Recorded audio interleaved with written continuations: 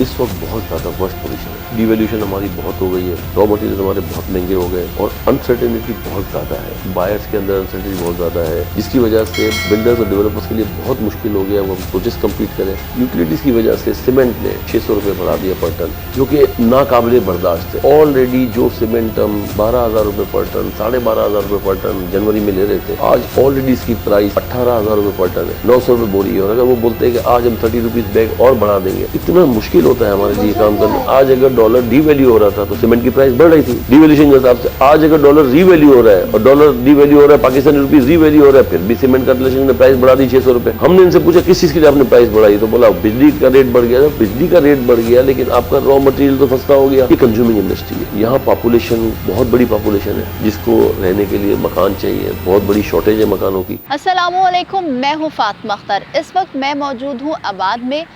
नौ मुंतखब चेयरमैन आबाद अल्ताफ़ ताई आज हमारे प्रोग्राम का हिस्सा होंगे। उनसे जानेंगे कि आबाद बिल्डर्स के लिए क्या कर रही है। वर्ल्ड बैंक की रिपोर्ट के मुताबिक करोड़ों घर पाकिस्तान में बनाने की ज़रूरत है, उसके लिए ये इदारा बना जो है बिल्डर्स एंड डेवलपर्स का क्या कर रहा है। और हम बात करेंगे जो कराची में कब्ज़ा माफिया है, सिंध हुकूमत की कारकर्दगी है, इंफ्रास्ट्रक्चर का बिगाड़ है, उसके लिए आबाद क्या कर रहा है और किस फोरम पर काम कर रहा है। तो मेरे साथ चलिए। बहुत शुक्रिया अल्ताफ़ ताई साहब, आपने अपना कीमती वक्त दिया। आप क्या समझते हैं कि एज अ चेयरमैन, और आप माशाल्लाह से बिल्डर्स एंड डेवलपर्स भी रहे और काम भी हो रहा है, मगर आप क्या समझते हैं मौजूदा जो हमारे मुल्की हालात हैं पाकिस्तान के, सियासी तौर पर हो या माशी तौर पर हो, आप क्या समझते हैं कि तामीराती इंडस्ट्री को किन किन चैलेंजेस का सामना करना पड़ रहा है? बिस्मिल्लाहिर्रहमानिर्रहीम। पहले तो मैं आपका शुक्रिया अदा करता हूँ आप आए, और टाइम इंशाल्लाह ताला आबाद में जितनी मीडिया इसको हम टाइम देते रहेंगे, और इंशाल्लाह ताला जब आप आए दरवाजे खुले हुए आबाद के हर मीडिया के लिए और हर मेंबर के लिए।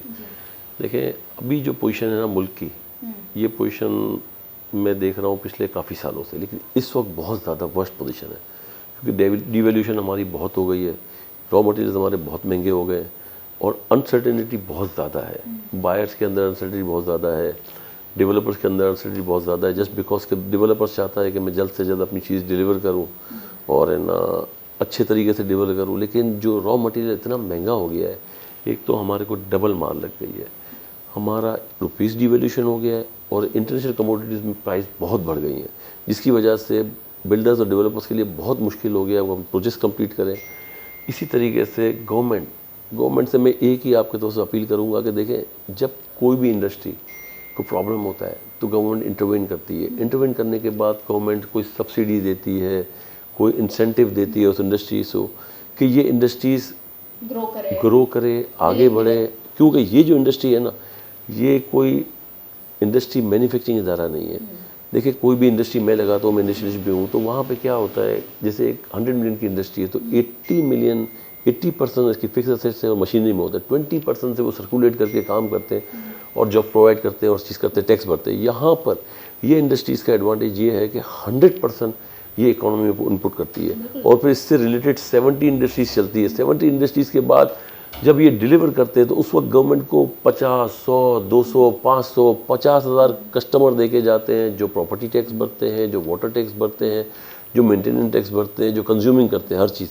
तो वो गवर्नमेंट को एक बायर्स देके जाते हैं जो बहुत ज़्यादा टैक्स भरते हैं हर चीज़ के लिए। तो ये वो इंडस्ट्री है। तो मैं समझता हूँ कि जो हालात हैं इस वक्त इंटरनेशनल, जैसे ऑयल की प्राइसेस बढ़ गई, इलेक्ट्रिसिटी हमारी इसके लिए बहुत ज़्यादा बढ़ गई, यूटिलिटीज़ हमारी बहुत ज़्यादा बढ़ गई। तो हम तो ये चीज़ मांगते हैं यूटिलिटीज़ ऑन टाइम हमको मिल जाए। इलेक्ट्रिसिटी में अगर हमको सब्सिडी नहीं दे सकते तो मैन्युफैक्चरर को बोलेंगे भाई हम एक डेवलपर को या एक बिल्डर को आप ये सब्सिडी दे सकते हैं। जिस तरीके से अभी इन्होंने एक्सपोर्ट के 5 सेक्टर्स को सब्सिडी दी, क्योंकि वो बहुत बड़ी डॉलर लाते हैं इस गवर्नमेंट के अंदर, बहुत बड़ी डॉलर लाते हैं, तो उनको अभी 19 रुपये पे लॉक किया गया। तो हमको कोई ऐसा इंसेंटिव दे कि हम ये काम करते रहें, ज़रूरी है, बहुत ज़रूरी है। अल्ताफ़ ताई साहब, जब हम गुज़िश्ता दिनों देख रहे थे जो साहब जब वज़ीर ख़ज़ाना नहीं बने थे और फिर उनको लाया गया, मिफ्ता इस्माइल को उनके अहदे से लाया गया, अब देख रहे हैं कि रुपए की कदर में इजाफा हो रहा है, डॉलर डीवैल्यू हो रहा है, नीचे जा रहा है। आप क्या समझते हैं कि जो डॉलर की कीमतें कम हो रही हैं और रुपए की कदर में इजाफा हो रहा है, तो इस इंडस्ट्री को इससे क्या फ़ायदा होगा? और दूसरा सवाल ये भी है कि हम बात कर रहे हैं कि इंसेंटिव नहीं दिया गया, कोई रिलीफ नहीं दिया गया बिल्डर्स को, डेवलपर्स को, तो आपको क्या लगता है जो रॉ मटेरियल है जैसे सीमेंट है, दीगर चीज़ें, टाइल्स हैं, सरिये हैं, इनकी कीमतों में होशरुबा इजाफा हो रहा है महीने में 2 बार 1 बार, और इस तरह से तवातुर के साथ जो है कीमतों में इजाफा हो रहा है, तो ये कितनी बड़ी अलार्मिंग सिचुएशन है बिल्डर्स एंड डेवलपर्स के लिए? तो पहला आपने सवाल किया कि इस वक्त रुपी रीवैल्यू हो रहा है अगेंस्ट डॉलर ना, ये टेम्पररी है। पहले भी मैं समझता हूँ कि रुपी रीवैल्यू हुआ अगेंस्ट डॉलर और इसी पोजीशन पे 215-17 रुपये पे आ गया था। आज भी 215-17 रुपये और गवर्नमेंट्स बोलती है कि इंशाल्लाह ताला 200 रुपये चला जाएगा। अगर ये 200 रुपये चला जाता है तो रॉ मटेरियल की प्राइसेस डेफिनेटली नीचे आएंगी, क्योंकि इंटरनेशनल मार्केट में एक स्काई रॉकेट प्राइसेस के बाद अब रॉ मटेरियल की प्राइसेस नीचे आना शुरू हुई हैं, तो इसका बहुत बड़ा इम्पेक्ट पड़ेगा जो हम यूटिलिटी यूज़ करते हैं। मैं आपको बताऊँ, जैसे आज यूटिलिटीज़ की वजह से सीमेंट ने 600 रुपये बढ़ा दिया पर टन, जो कि नाकाबिले बर्दाश्त है। ऑलरेडी जो सीमेंट हम 12,000 रुपये पर टन, 12,500 रुपये पर टन जनवरी में ले रहे थे, आज ऑलरेडी इसकी प्राइस 18,000 रुपये पर टन है, 900 रुपये बोरी है। और अगर वो बोलते हैं कि आज हम 30 रुपीज़ बैग और बढ़ा देंगे, तो इतना मुश्किल होता है हमारे लिए काम करना कि दिन ब दिन इजाफा हो रहा है। क्यों कर रहे हैं ये जो मैन्युफैक्चरर्स हैं? क्या इनको गवर्नमेंट सपोर्ट कर रही है या इनके खिलाफ कोई कार्रवाई होनी चाहिए ताकि जो जिस तरह से कीमतें कार्टेलाइजेशन है, बिल्कुल कार्टेलाइजेशन है, मोनोपोली है। इसकी कार्टेलाइजेशन को गवर्नमेंट को तोड़ना चाहिए इंटरवीन करके, क्योंकि ये वो चीज़ें हैं इंडस्ट्री, और मैं आयरन के लिए स्पेशली कहूँगा कि इससे डायरेक्ट लो लोगों को, हाई एंड लोगों को बेनिफिट पहुँचता है। इससे जॉब क्रिएटिंग, इससे टैक्स, इसके अंदर इतने बेनिफिट है, SRB से लेके फेडरल गवर्नमेंट से लेके हर कंपनी को फ़ायदा है, हर इससे गवर्नमेंट को बहुत बड़ा फ़ायदा है। और ये जो इंडस्ट्री है एसोसिएशन ऑफ बिल्डर्स, ये 1/3 ऑफ द GDP कंट्रीब्यूट करती है, इनडायरेक्ट और डायरेक्ट। अगर ये 1/3 ऑफ द GDP कंट्रीब्यूट करती है, इसका मतलब हुआ जितने भी इसके कंज्यूमर्स हैं, जो भी हैं, तो इसको डेफिनेटली बेनिफिट देना चाहिए। जब इसको इंडस्ट्री का दर्जा दिया गया, मैं समझता हूँ ये मैन्युफैक्चरिंग इंडस्ट्री से भी बहुत बड़ी इंडस्ट्री है। ये 100% अपना जो रोल अदा करती है वो इकोनॉमी के अंदर अदा करती है। और जितने बिल्डर्स, जैसे मैं अभी प्रोजेक्ट करता हूँ 50 करोड़ रुपये की मैं कंस्ट्रक्शन करता हूँ, तो 50 करोड़ रुपये ऑलमोस्ट ये मैंने इकोनॉमी के अंदर पुट किए। और ये 50 करोड़ रुपए अगर मेरे को पास आएंगे सेल से, सेल कौन होगा? जिसके डेट पैसे पड़े होंगे, उसको प्रॉपर्टी लेनी है या कुछ भी लेनी है, अपनी कंज्यूमिंग के लिए लेना है, हमने वो पैसे इकोनॉमी में डाले, और जो पैसे किसी भी की सेविंग थी उनसे जाके निकाल के ये इकोनॉमी में आए। तो इतना बड़ा इस इंडस्ट्री का पोटेंशियल है, इतना बड़ा इस इंडस्ट्री को वो देना चाहिए। तो गवर्नमेंट को मैं कहता हूँ कि इंडस्ट्री को सपोर्ट करना चाहिए।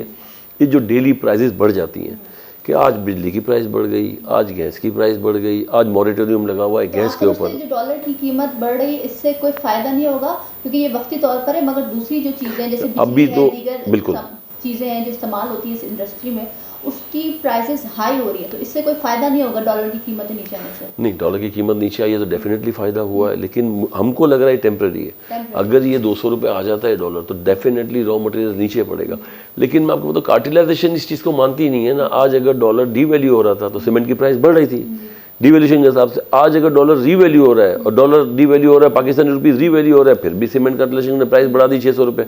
हमने इनसे पूछा किस चीज़ के लिए आपने प्राइस बढ़ाई, तो बोला बिजली का रेट बढ़ गया। बिजली का रेट बढ़ गया, लेकिन आपका रॉ मटेरियल तो सस्ता हो गया। जो आप कोल अफगानिस्तान से इंपोर्ट कर रहे थे या बाहर से इंपोर्ट कर रहे थे, उसकी प्राइस तो नीचे आई है। इसका हमको बेनिफिट आप पास ऑन करें। बेनिफिट पास ऑन करने के बजाय आपने हमको और प्राइस बढ़ा दी, क्योंकि वो अपनी मोनोपोली है इनकी, no one can stop them. आगे जाके इस इंडस्ट्री को बेनिफिट्स मिलेंगे नहीं मिलेंगे, और इस इंडस्ट्री का मुस्तकबिल क्या देख रहे हैं? देखिए, इंडस्ट्री का मुस्तकबिल तो ये है कि इंशाल्लाह इंडस्ट्री तो चलती रहेगी, इसमें तो कोई दो राय नहीं है। चाहे ये इंडस्ट्री को कार्टेलाइजेशन हो, हम कोशिश पूरी करेंगे कार्टेलाइजेशन के खिलाफ बोले, हम गवर्नमेंट से नेगोशिएट करेंगे, बेहतर तरीके से बात करेंगे गवर्नमेंट से कि हमारा ये प्रॉब्लम है, और गवर्नमेंट ये आइडेंटिफाई करेंगे। लेकिन इंडस्ट्री तो देखें बुरे हालात में भी चलेगी। क्यों? कि ये कंज्यूमिंग इंडस्ट्री है। यहाँ पॉपुलेशन बहुत बड़ी पॉपुलेशन है, जिसको रहने के लिए मकान चाहिए, बहुत बड़ी शॉर्टेज है मकानों की। तो इंडस्ट्री तो इंशाल्लाह चलती रहेगी, चाहे किसी भी हालात में हो। लेकिन हमको उम्मीद है कि इंशाल्लाह ताला गवर्नमेंट से हम नेगोशिएट करेंगे। पिछली गवर्नमेंट ने हमको एमिनिस्ट्री दी, हम इनसे भी बात करेंगे। हमको एमिनिस्ट्री नहीं चाहिए, लेकिन आप हमको इंसेंटिव दें। आप जो हम टैक्स भरते हैं FTA में हमको जाने दें, फिक्स टैक्स रिजाइम कर दें। आपको बताएं, पिछली गवर्नमेंट ने जो एमिनिस्ट्री दी, उसमें इस गवर्नमेंट को इतना फ़ायदा हुआ गवर्नमेंट को। वो एमिनिस्ट्री ऐसे नहीं दी कि आप ग्रे पैसे डायरेक्ट वाइट कर दें। आप प्लॉट लें, आप इसके बाद प्लॉट लेने के बाद सर्टेन टाइम में आप इसकी अप्रूवल लें, अप्रूवल लेने के बाद आप इसको सर्टेन टाइम में स्टार्ट करें, सर्टेन टाइम में स्टार्ट करने के बाद आप इसको ऑलमोस्ट 1.5 ईयर में आप इसके ग्रे स्ट्रक्चर कंप्लीट करें। 50% माल आपको बेचना है, इसके अंदर कंडीशन दी। इसके बाद आप इसको कंप्लीट करें। कंप्लीट करने के बाद जो आपका फर्स्ट ऑनर है वो जब बेनिफिट होगा जब उसके नाम पे लीज होगी। इसके बाद एक 500 गज का प्रोजेक्ट है, 500 गज का प्रोजेक्ट ऑलमोस्ट 20 मिलियन रुपीज़ उसने टैक्स भरा है, 22 मिलियन रुपीज़। तो गवर्नमेंट के एक्सचेकर में, इकोनॉमी में पैसे आपके आए, जो पैसे लॉकर्स में पड़े हुए थे, पहिया चल रहा है। तो इसी तरीके से मैं समझता हूँ गवर्नमेंट को इस इंडस्ट्री को बेनिफिट देना चाहिए और स्टेक होल्डर से बात करनी चाहिए कि कहाँ से हम इसको कर सकते हैं, क्यों कि इसमें बहुत बड़ा बेनिफिट गवर्नमेंट का है। मुल्क की मैशत में बहुत बड़ा किरदार है इस इंडस्ट्री का।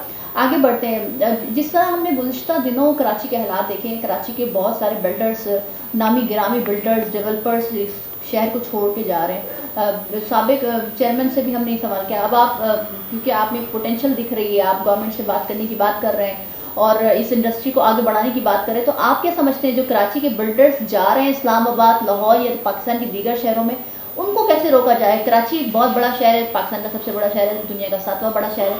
आप क्या समझते हैं कि उन बिल्डर्स को यहाँ काम करने के बजाय अब दूसरे शहरों में ज़रूरत पड़ रही है, तो मसला कहाँ आ रहा है? देखिए, बिजनेस का सबसे बड़ा जो इम्पैक्ट होता है वो होता है ease of doing business. Actually Karachi में ईज़ ऑफ डूइंग बिजनेस नहीं है।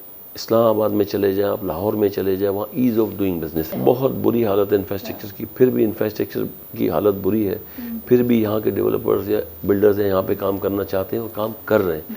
लेकिन वो क्या बोलते हैं कि यहाँ हमको अप्रूवल के अंदर बहुत तकलीफ है। हम जब अप्रूवल कराने जाते हैं, इतनी NOCs लेते हैं, इदारों की बात कर रहा हूँ, जो अप्रूवल लेने जाते हैं, तो अप्रूवल में हमको बड़ी तकलीफ है। अगर हमको इजीली अप्रूवल मिल जाए, अप्रूवल में बड़ा टाइम लगता है, 6-6, 8-8 महीने, साल लग जाता है। तो वहाँ जाते हैं तो इस्लामाबाद में या लाहौर में जाते हैं तो आपको within 15 days, within 10 days, within 20 days आपका अप्रूवल हो जाता है, फिर आप जाकर काम शुरू कर सकते हो। तो यहाँ पे सबसे बड़ा प्रॉब्लम ये कि अगर मैं आज एक प्लॉट लेता हूँ या कोई मैं चीज़ लेता हूँ तो definitely it will take me a year to complete all the process. उस प्रोसेस कंप्लीट करने के बाद भी मैं डर रहा हूँ, जैसे नस्ला टावर का हुआ, 100% अदालत की तो हम रिस्पेक्ट करते हैं, आई हैव नो आइडिया, तो विद ड्यू रिस्पेक्ट, लेकिन ओन करना चाहिए, जो भी अथॉरिटी है ना उसको ओन करना चाहिए। इदारों ने भी, क्योंकि नस्ला हमारे सामने जो भी वाकया हुआ उसका ओन करना चाहिए।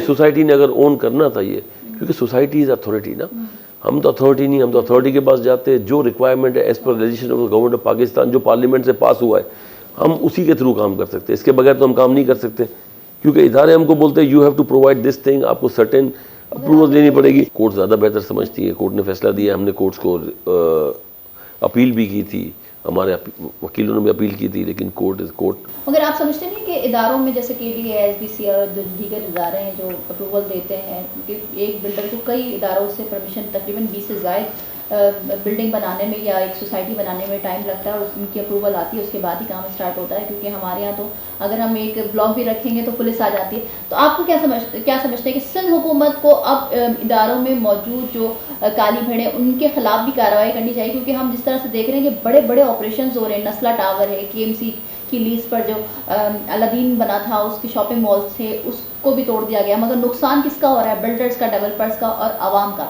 तो आप क्या समझते हैं सिंध हुकूमत को अब क्या कारकर्दगी दिखानी चाहिए कि आवाम का नुकसान ना हो, कराची वाले स्पेशली इस चीज़ को भुगत रहे हैं?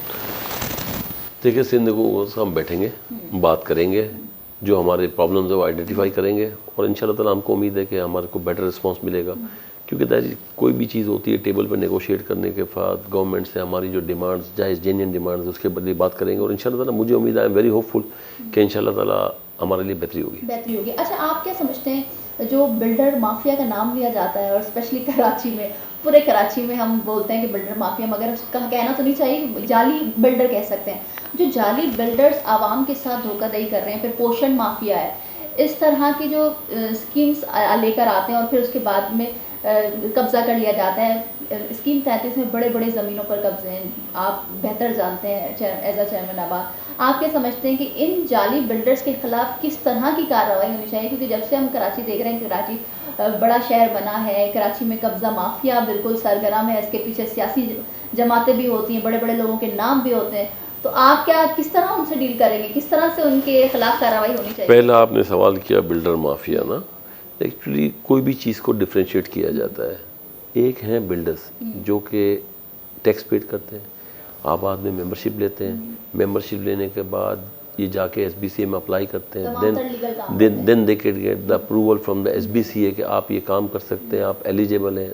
उनको हाई राइज बनाने की परमिशन मिलती है, उनको काम करने की परमिशन मिलती है, तो ये लीगल है। ये सारी फॉर्मेलिटीज़ करते हैं जो नेसेसिटी है एज़ पर गवर्नमेंट लॉस। इसके बाद जाके ये कंस्ट्रक्शन रेस करते हैं और काम करते हैं। और एक है बिल्डर माफिया। हम खुद भी बिल्डर माफिया से तंग है ना, क्योंकि ज़ाहिरी बात है हमको बिल्डर माफिया से जोड़ा जाता है, तो हम कितना डिफरेंशिएट करें। एक जाली बिल्डर है, पोर्शन बनाने वाला बिल्डर है, या जो भी है, मकान के ऊपर आपने 6 मंजिल इमारत बना दी, जो भी कर ली, तो मुझे बताया हम खुद भी उनसे तंग हैं। क्यों तंग है कि हम चाहेंगे कि इनको डिस्क्रिमिनेट करें।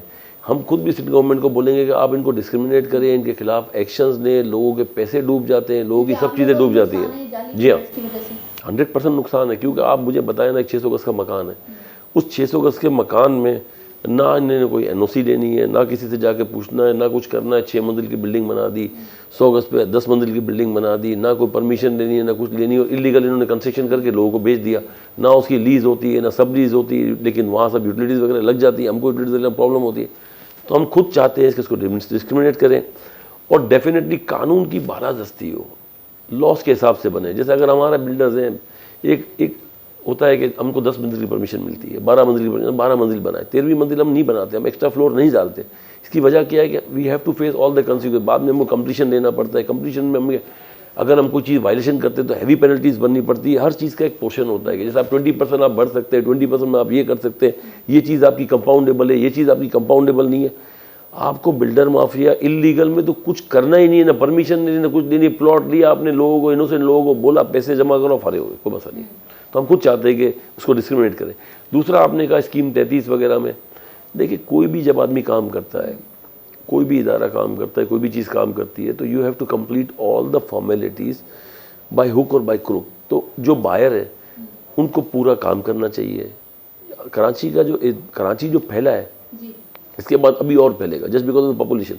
तो जो बाई करता है, जो कब्ज़ा लेता है, जो पोजीशन लेता है, जो पेमेंट करता है, जो रजिस्ट्री कराता है, उसको एक अच्छे तरीके से ये सब चीज़ें करनी चाहिए कि यहाँ पे क्या प्रॉब्लम है, ज़मीन के अंदर क्या प्रॉब्लम है, प्रॉब्लम नहीं है। तो मैं समझता हूँ ये प्रॉब्लम आएंगे नहीं, लेकिन फिर भी इंशाल्लाह हम डील करेंगे। जो हमसे होगा, जो हमारे मेंबर्स के लिए होगा, जो लोगों के लिए होगा, हम इंशाल्लाह बैठ के करेंगे। ठीक है, बहुत शुक्रिया आपके अपने कीमती वक्त दिया। थैंक यू जी, बहुत शुक्रिया। तो जिस तरह से आपने चेयरमैन अबाद अल्ताफ़ ताई साहब की गुफ्तगू सुनी, उनका यही कहना है कि हम हुकूमत से यही मुतालबा करते हैं कि इस इंडस्ट्री को इंसेंटिव दी जाए। और जिस तरह से कार्टेलाइजेशन बन गई है रॉ मटेरियल की, जैसे सीमेंट की बात की उन्होंने, टाइल्स की बात की, सरिये की बात की, उसको रोका जाए। अगर आपको आज का हमारा प्रोग्राम पसंद है तो लाइक करें, कमेंट करें, हमारे चैनल को सब्सक्राइब करें। मुझे फातिमा अख्तर को इजाज़त दीजिए। अल्लाह हाफ़िज़।